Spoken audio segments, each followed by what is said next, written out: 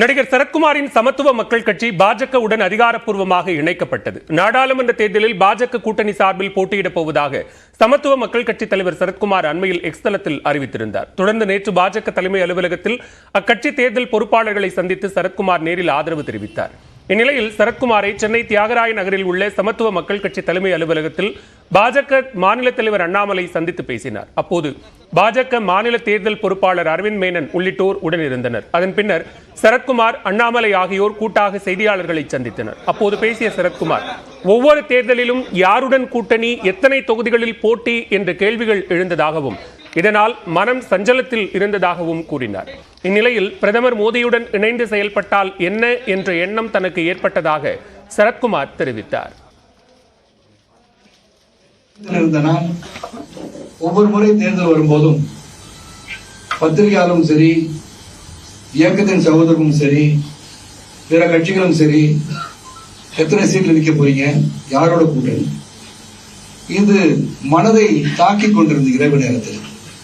அப்ப நம்ம இயக்கம் ஆரம்பிச்சோன்னா எந்த இடத்துல கூட்டணி, எந்த இடத்துல எவ்வளவு சீட்டு கொடுப்பாங்க, என்ன டிமாண்ட் வைக்கிறது மட்டும்தான் அரசியல். நாம் எடுத்துக்கொண்ட பாதை மக்களுக்காக சேவை செய்ய வேண்டும் என்று எடுத்துக்கொண்ட அந்த கொள்கை அடிபட்டு விடுகிறது. நாமும் அந்த வழியில் தான் செல்ல வேண்டுமா? ஒவ்வொரு முறை தேர்தல் வரும்போதும் எத்தனை சீட்டு, எத்தனை இடம், என்ன கோரிக்கை என்று சென்று கொண்டிருக்கிறது. நம் வலிமையெல்லாம் ஏன் ஒரு வலிமையான மோடிஜி அவர்களுக்கு நாம் அர்ப்பணித்து அவருடன் சேர்ந்து செயல்பட்டால் என்ன என்று என் மனதில் தோன்றியது. இதனைத் தொடர்ந்து சமத்துவ மக்கள் கட்சியை பாஜகவுடன் இணைக்க முடிவெடுத்ததாகவும் உடனடியாக பாஜக மாநில தலைவர் அண்ணாமலையை தொலைபேசியில் தொடர்பு கொண்டு தனது முடிவை கூறியதாகவும் சரத்குமார் தெரிவித்தார். ஏற்கனவே நாங்கள் பாரதிய ஜனதா கட்சியுடன் தான் இந்த தேர்தலை சந்திக்க இருக்கிறோம் சொன்ன நாங்கள் இன்று பெருமையுடன் கூறுகிறேன், இது ஒரு சிறந்த வழி. மக்கள் பணியை நாம் தொடர்கிறோம். இந்த பயணம் சமத்துவ மக்கள் கட்சியின் முடிவல்ல, இது மக்களுக்காக நம்ம எடுக்கப்பட்ட முயற்சி, நாளைய எழுச்சிக்காக எடுக்கப்பட்ட முடிவு.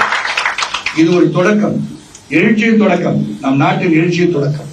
ஒரு சாதாரண எளிய குடும்பத்தில் பிறந்த மோடிஜி அவர்கள் நாட்டின் பிரதமராக என்று சொன்னால் சிந்தித்து பார்க்க வேண்டும்.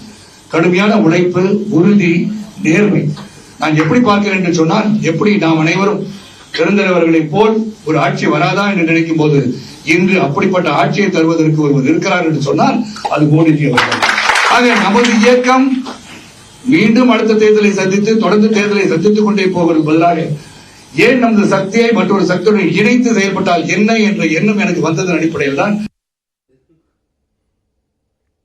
இதனிடையே பாஜகவுடன் சமத்துவ மக்கள் கட்சியை இணைத்ததற்கு கட்சி நிர்வாகி ஒருவர் இணைப்பு கூட்டத்திலேயே எதிர்ப்பு தெரிவித்ததால் பரபரப்பு ஏற்பட்டது. கூட்டத்தில் எழுந்து எதிர்ப்பு தெரிவித்த நிர்வாகி சரத்குமாரின் முடிவு எதிர்பாராத ஒன்று என்று ஆவேசமாக தெரிவித்தார்.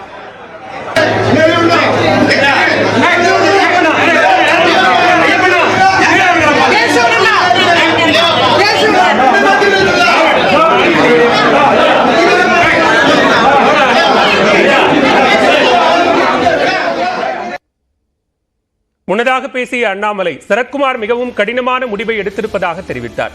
சரத்குமாரை தமிழ்நாட்டிற்குள் அடைக்க விரும்பவில்லை என்றும் அவர் நாட்டிற்கு தேவைப்படுவதாகவும் அண்ணாமலை தெரிவித்தார். மற்றவங்க எல்லாம் பாத்தீங்கன்னா பேர பேசுவாங்க, எனக்கு நான் வந்தா எனக்கு என்ன லாபம், உங்களுக்கு என்ன லாபம், இப்படி என்ன லாபம். இவர் பேசியதெல்லாம் இவர் வந்தால் மோடிக்கு என்ன லாபம் மட்டும் கேட்டார், நாட்டுக்கு என்ன லாபம்.